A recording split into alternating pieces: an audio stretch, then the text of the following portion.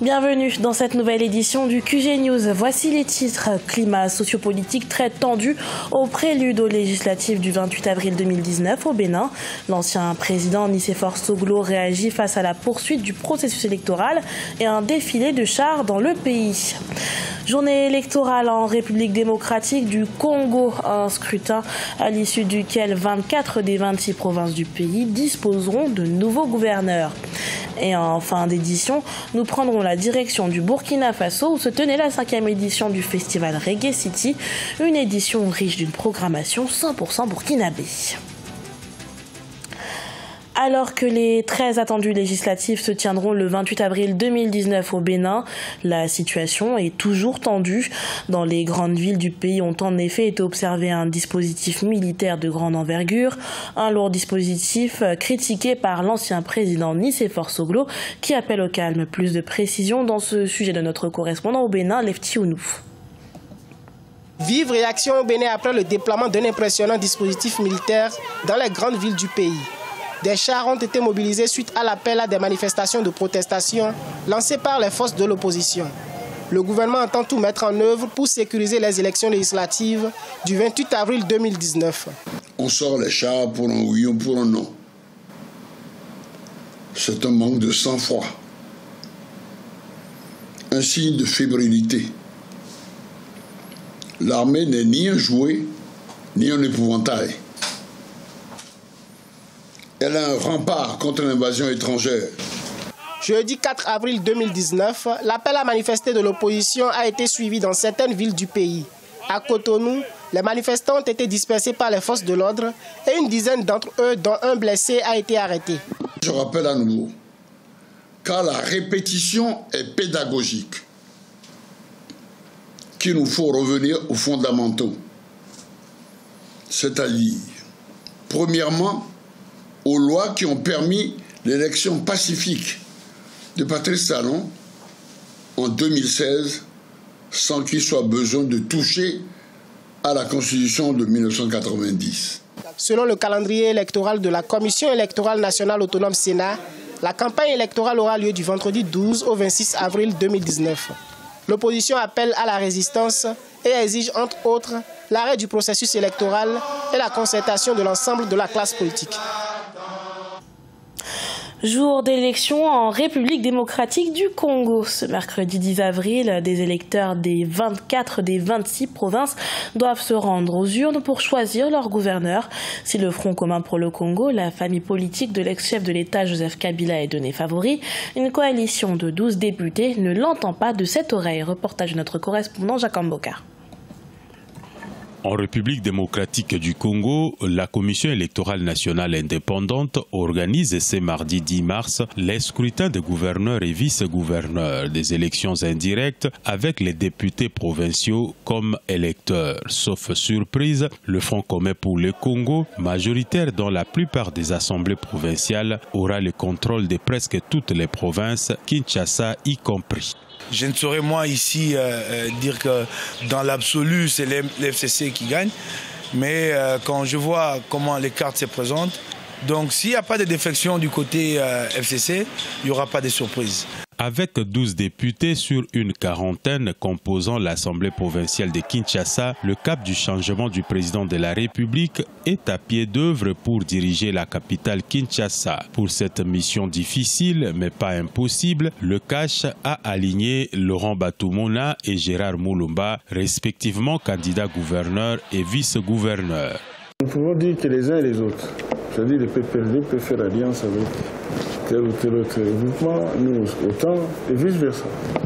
Et là, nous sommes depuis 3 semaines au niveau des conciliabules pour chercher à grossir nos rangs afin de remporter ces élections. Il faut rappeler que les élections sénatoriales ont fait l'objet de controverses avec des allégations de corruption qui ont conduit à une réunion interinstitutionnelle présidée par le chef de l'État, Félix Tshisekedi Tshilombo. Une mesure de suspension de l'installation du Sénat a été prise par le chef de l'État, puis levée par la suite.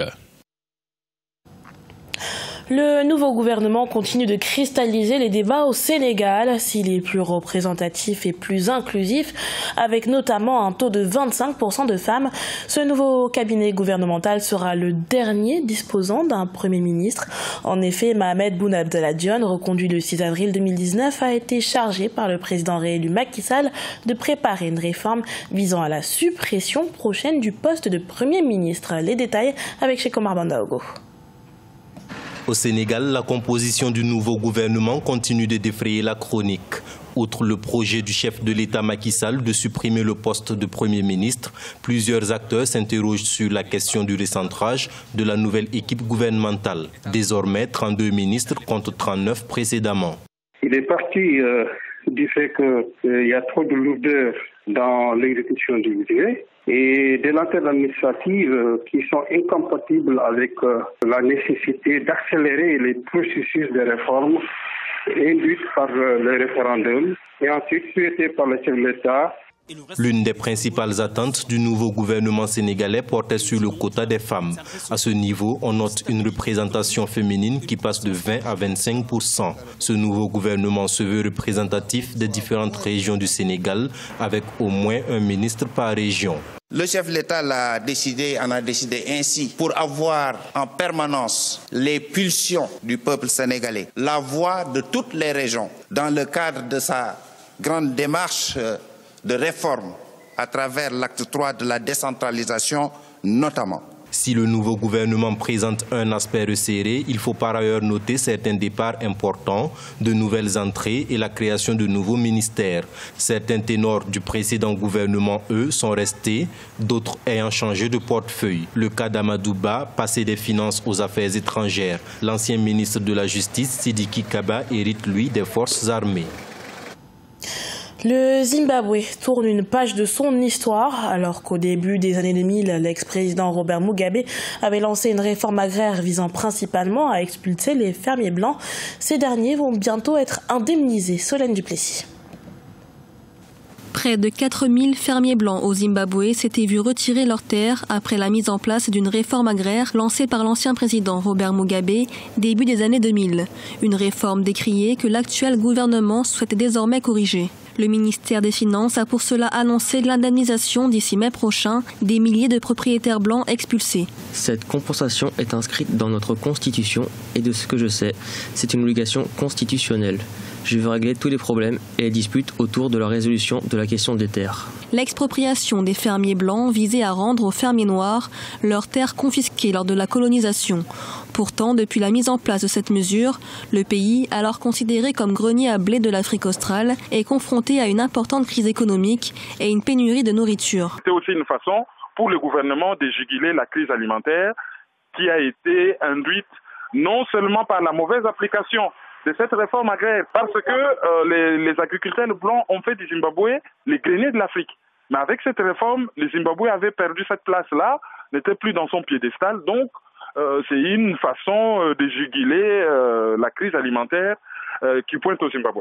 Afin de résorber la crise et attirer les investisseurs, l'actuel président Emmerson Mnangagwa mise notamment sur l'agriculture. Son gouvernement a prévu un budget de 53 millions de dollars en 2019 pour indemniser les propriétaires expulsés.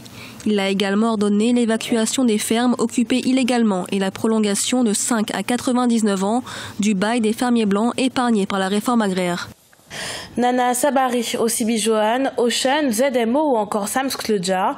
Ils étaient des milliers de mélomanes à se déplacer du 4 au 7 avril 2019 à l'occasion de la 5e édition du Reggae City Festival, toujours en terre burkinabé.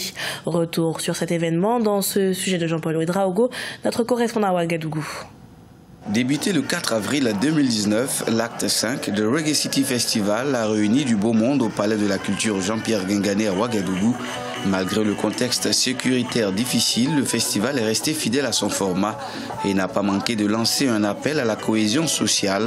Une édition de sélection 100% reggae burkinabé qui a connu la participation d'une vingtaine d'artistes, parmi lesquels Nana Sabari, Osibi Johan, Océane, Zedmo ou encore Sam Sklodja.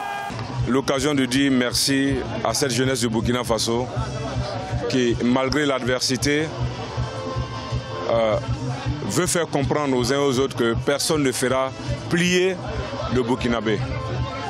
comme le frère Océan l'a chanté, on ne cédera pas.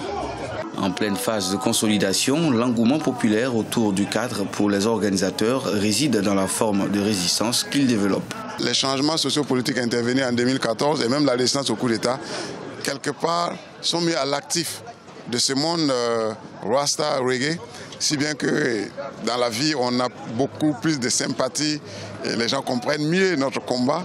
Reggae City Festival 2019 a aussi servi de plateforme pour les organisateurs de témoigner de leur solidarité aux victimes des récentes violences communautaires qui ont fait plusieurs dizaines de victimes au Burkina Faso et au Mali. Ce journal a été préparé par l'ensemble de la rédaction. Merci pour votre fidélité. Retrouvez dans un instant une nouvelle édition de l'actualité sur Africa 24.